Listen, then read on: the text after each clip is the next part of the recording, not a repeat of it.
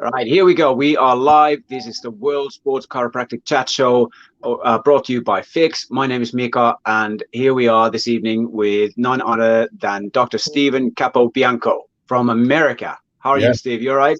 I'm doing all good. Thank you, Mika. Thanks for having me on. I can't tell you, you weren't aware of this, but I've been just a fan of FICS from the beginning, and I'm really honored for the opportunity to even be in the same title of FICS. So I'm really honored to be here. So thanks for inviting me.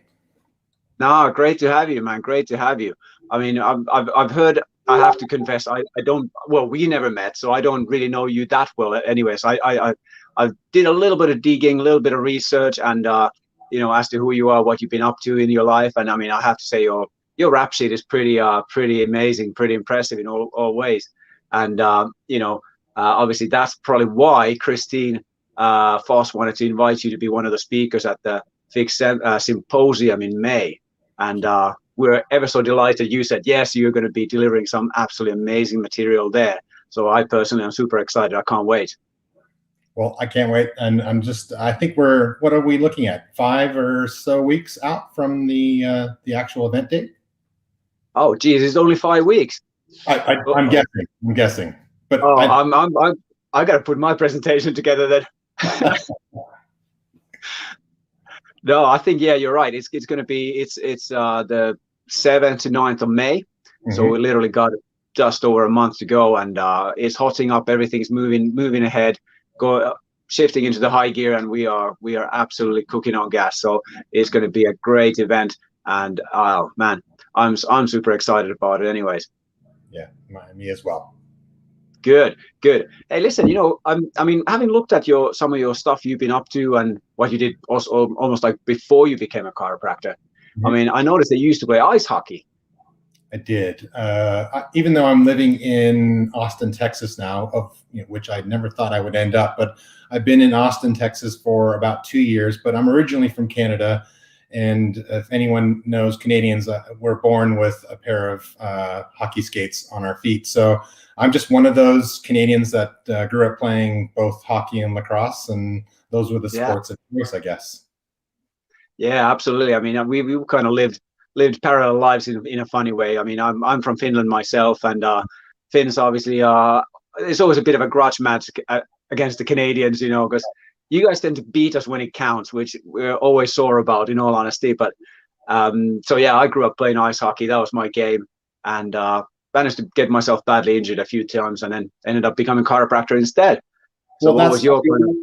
Well, I think that's very, very similar. And so, like as it relates to the Finnish and the Canadian hockey styles, I always wanted to emulate the finesse and skill of a Finn playing the game, but I never had that. So I had to rely on brute force and the corners of the rink to be able to establish my reign on the ice. And unfortunately, that also led me to multiple injuries, which brought me in the direction of chiropractic as well. So I think we had similar deviations towards this profession, and thankfully so. Yeah, funny enough, I never had the finesse or the skill either. So I had to play center, and that meant just taking a lot of stick in front of the net, that kind of thing, and beating the pulp in the corners, which is, I suppose, just goes with the territory, doesn't it?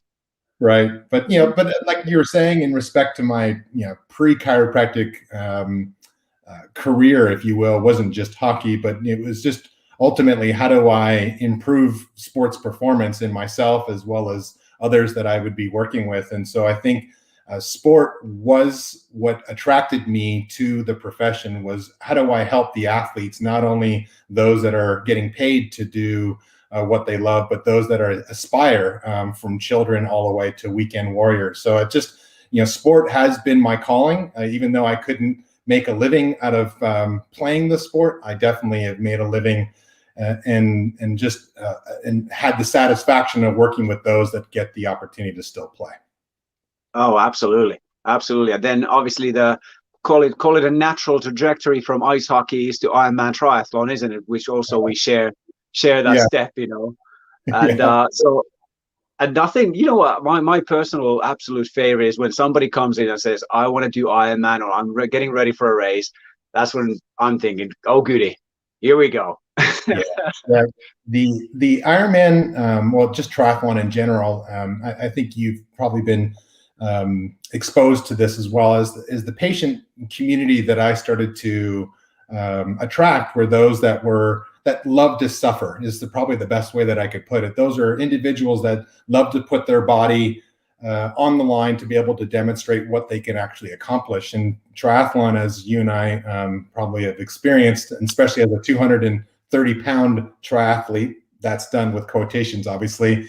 I've experienced that suck, and really, it's the chiropractic, I think, has been instrumental in my ability to be able to come from the starting line to finish line, from sprint triathlons all the way to the Ironman. And I think that's one of the things that differentiates us as a profession, to be able to help those with natural methods of care to be able to help triathletes. And one of the things that I've done moving here to Austin, Texas, is still to be able to stay part of the elite category of triathletes that still want my care. So I've just been lucky for wherever I've been living to be able to manage those in the triathlon community. Oh, that's amazing. That's really cool. And that's obviously, I personally, my real favorite is these endurance athletes, because they are super dedicated and they will actually listen, which is really cool. We get a lot of people. Sorry? Mika, don't you find that it's not necessarily that they even listen? It's like quite often the non-triathlete, I would have to push the cart to get them to comply with their home care and their actual visits. But the triathlete, you're sometimes even pulling the reins on them to say, I want you to do less. Yeah, absolutely. Don't you find the same thing? Oh, absolutely. I mean, these guys and girls, they're amazing to work with, because they are so motivated, and they're thinking, you say, right, now you're going to go and just stay to zone 1, just run in zone 1 for the next week. We just got to give it a little bit of time. And they come back and you go, so how was it zone 1? Yeah, it was a bit boring. So I kind of went up to zone 2, 3, and just a little bit in the 4. And I think, really? But they can't help themselves, can they? No, they can't. But we enjoy it, I'm sure. And absolutely. It really does challenge us in respect to communication, to your point.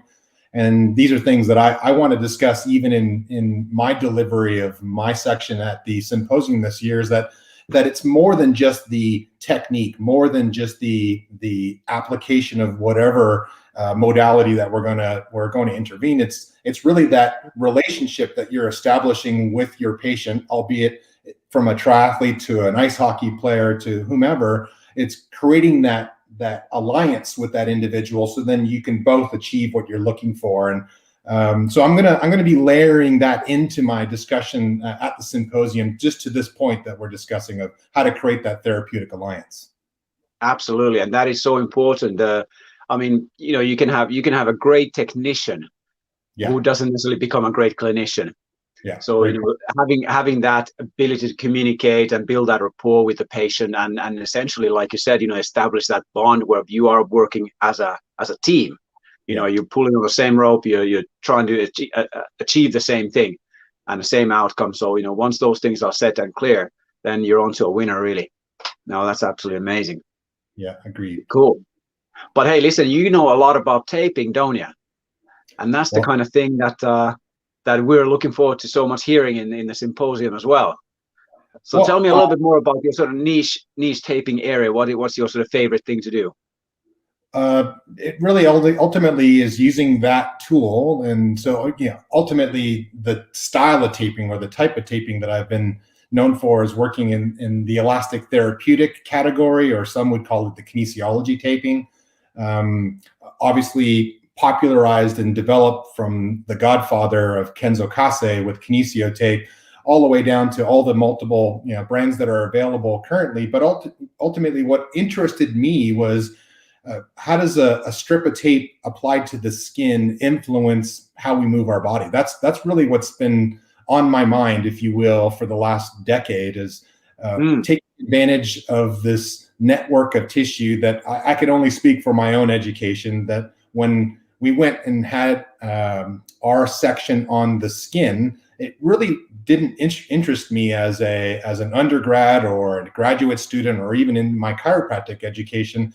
That really wasn't a topic of interest. I was interested in muscles and tendons and ligaments, the joint, and that to me was an easier translation from that tissue to human movement. But the skin, I didn't have that relationship with, and it wasn't until I learned more about the neurophysiology of the skin and how it communicates with the brain, and how tape can increase the conversation or improve the conversation to the brain. That's when I started getting really interested in taping. And so that's what I've been doing for the last decade, is just really honing that skill of how to better use a strip of tape to be able to create that therapeutic alliance with someone, to be able to get them to move more effectively. Absolutely. Absolutely. And I mean, that's the kind of thing, I have to say, again, I share the sentiment, from chiropractic college and even previously. I mean, skin was just skin, right? Right. It's just a sack that covers the important stuff, and and obviously being a young man at that time, you're not interested in skin, it's just there. You're interested in what's underneath, right? Because that's what attracts the girls, supposedly. Great point. I wasn't successful at that, albeit I'm successfully married for the last 15 years, thankfully. But I don't believe it was the skin or the tissue beneath it. I think I was able to just allure with my hockey skills. Obviously, that was just a no. That must have been it. Absolutely. Your sparkling personality. Yeah, well, that's arguable. But hey, let me tell you something else about the why I think the skin is something for us to consider, and hence the name of my topic is using the skin as a handle. Is that what also has been something that's intrigued me over the last decade, is this network of tissue just below the skin, and what some would call connective tissue, some would call fascia. There are multiple names that people will give it, but this network of tissue that, just to your point, that we've been ultimately disregarding. When we dissect a cadaver in learning about the human anatomy, quite often we cut immediately through the skin, and then we quickly reflect this white filmy tissue that's obstructing our view of whatever organ that we're trying to identify, and that would be the fascia. That film that we just didn't understand for the last 500 years. And over the last decade, probably 15 years or so, we've been given a much better understanding of the importance of the skin as it relates to the fascia, as it relates to movement. And I've been able to demonstrate, even using simple tools like MSK ultrasound, that what we do to the skin has a direct effect on connective tissue just below the skin. And so we can now start to be more confident in indicating that when you stress the skin in a specific direction, we not only stimulate the receptors in the skin, but we also mechanically and neurologically influence this network of connective tissue or fascia. And that's where I think the sweet spot is understanding how that communication to the brain can actually provide the observable outcomes that we all notice. Like we've all seen a trigger point, soften. We've all seen a muscle either facilitated or inhibited, but we generally don't necessarily understand how that happened.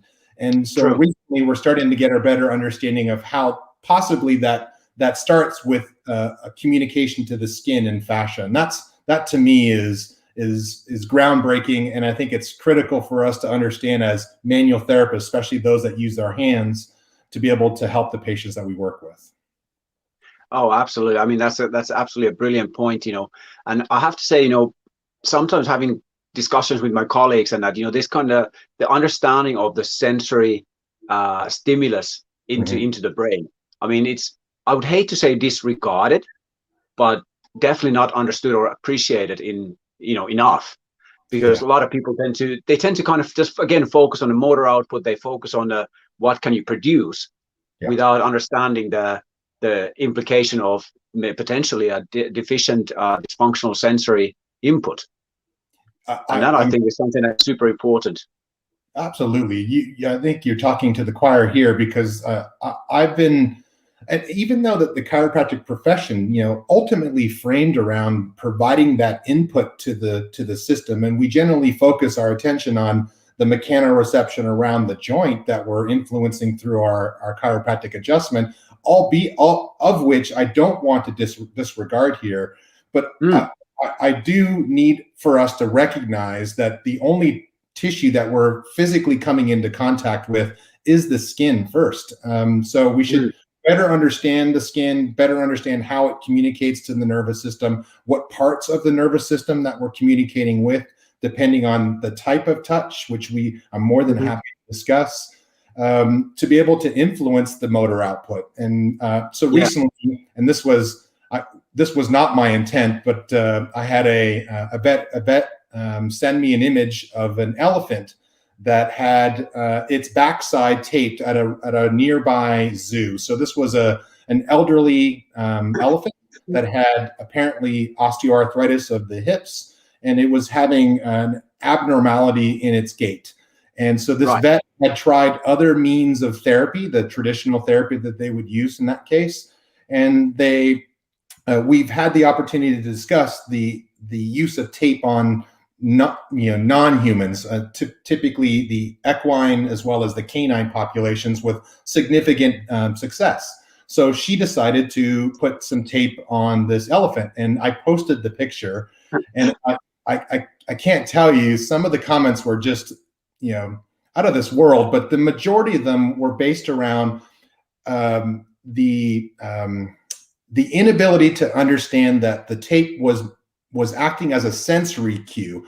The goal wasn't to quote unquote stabilize the muscle or the joint.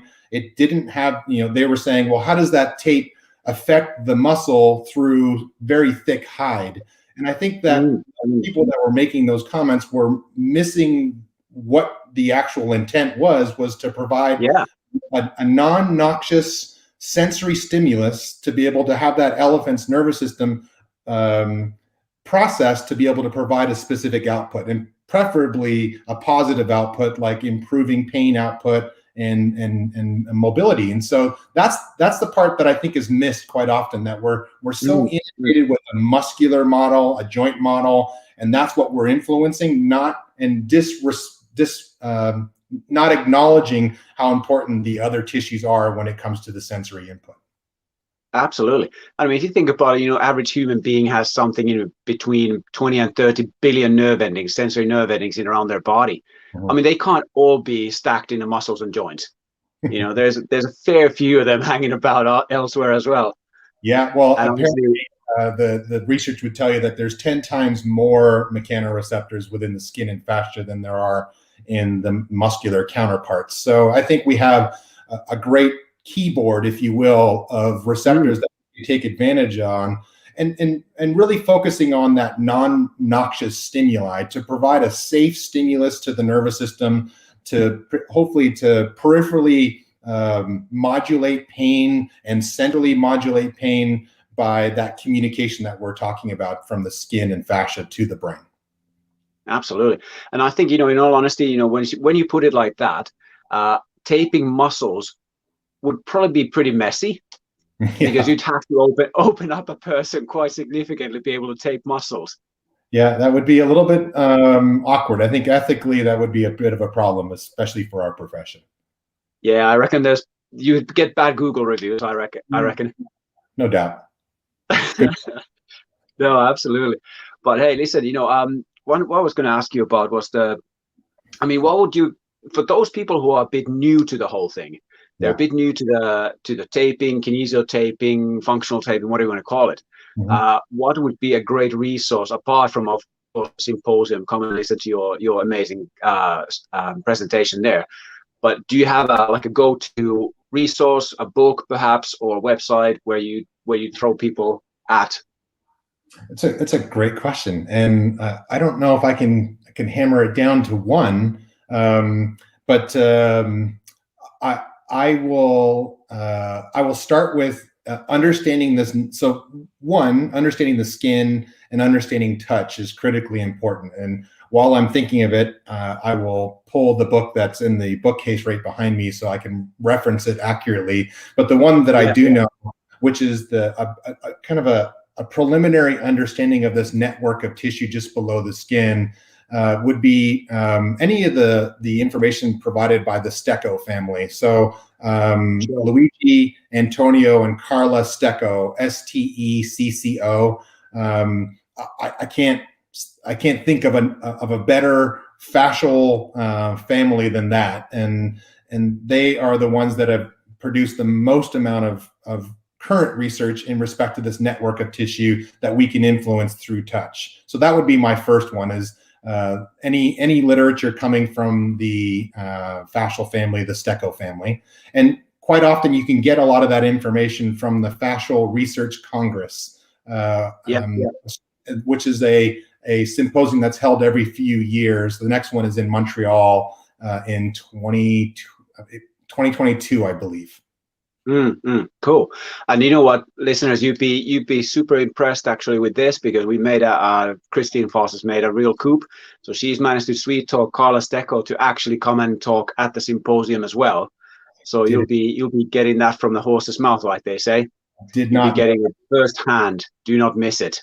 That's amazing. That's so good for our profession to be able to get someone at that level. Carla is literally a rock star in this community. So at the last Fascial Research Congress in Berlin, and I've never been to a symposium where she had not even said a word. She just walked onto stage and there was a standing ovation. Felt like I was at a rock concert. Wow. So that woman is humble and brilliant, and then that combination is just so amazing. So I'm very happy to hear that we at this symposium. That is great news.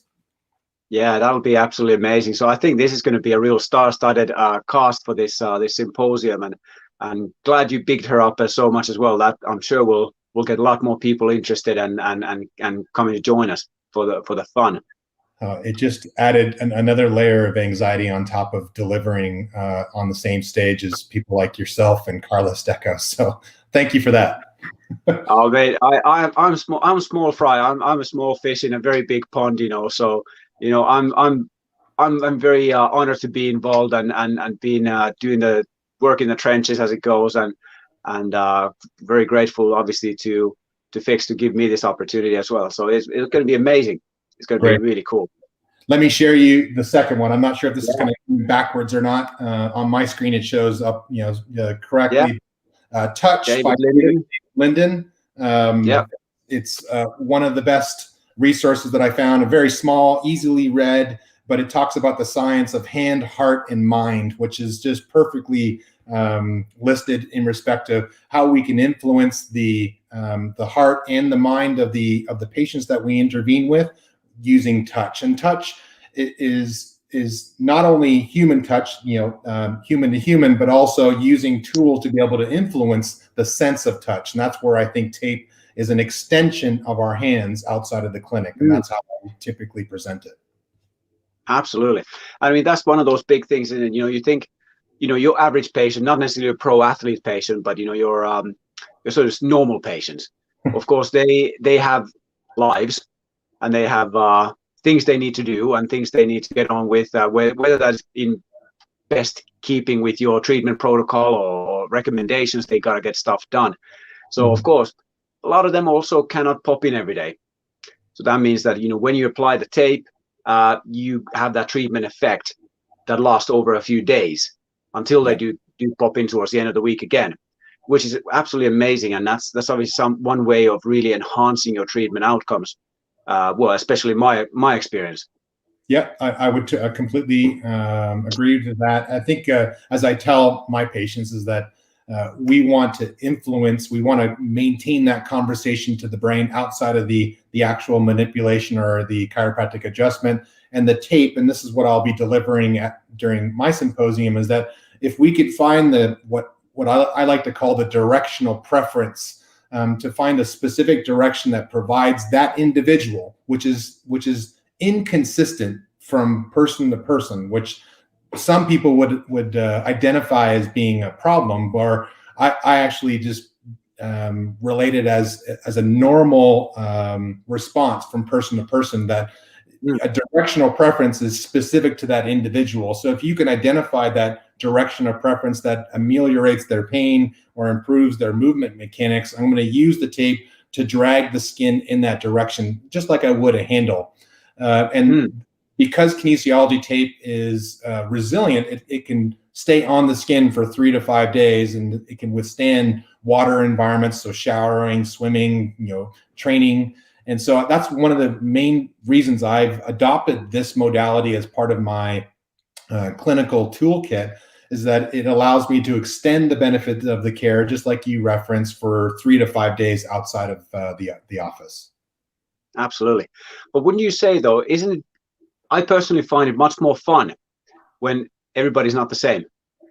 When you get those patients coming in where you actually go, what's going on here?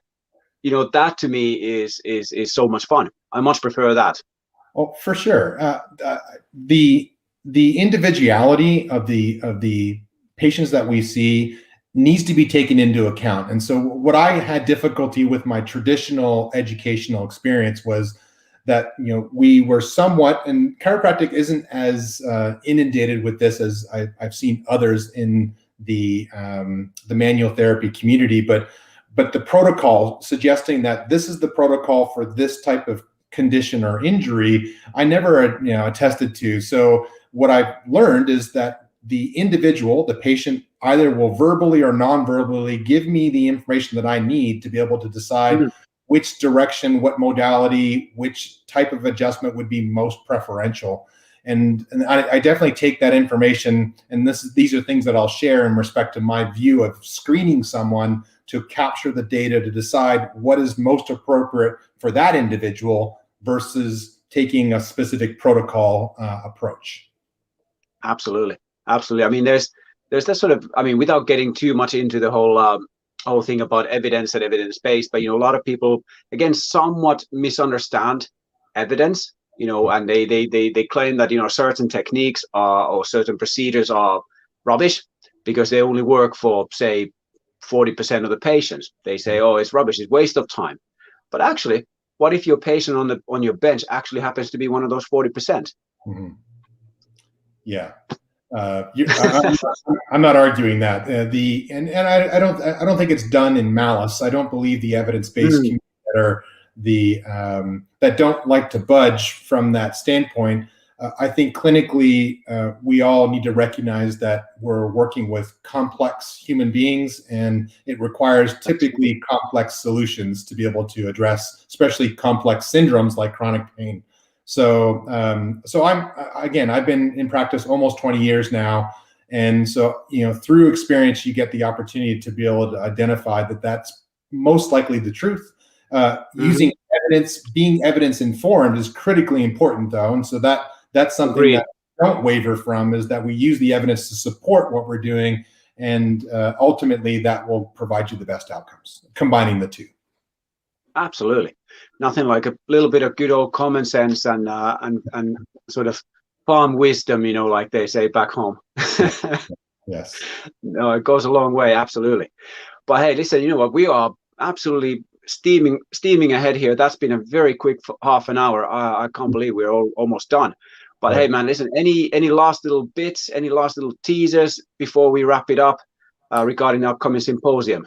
Yeah, I think the teaser that I wanted to deliver, because I believe that many of the attendees to the symposium, or those that are interested in attending the symposium, if they're watching this, I want people to understand, at least in my section, that I don't want to deliver just common applications of tape. So something that I call tweak taping, it's something that I've been applying for well over 10 years, is demonstrating what the science is in respect to the skin and fascia, and how we can leverage that information to be able to decide which direction of taping would be most ideal for the individual that you're working with. So the tweak taping concept is going to be something that I hope is new for many people to apply this model of approach to be able to help people in pain, as well as those that are dealing with movement dysfunction. So that's my goal in the short amount of time that I have, and I can't wait to be able to deliver it.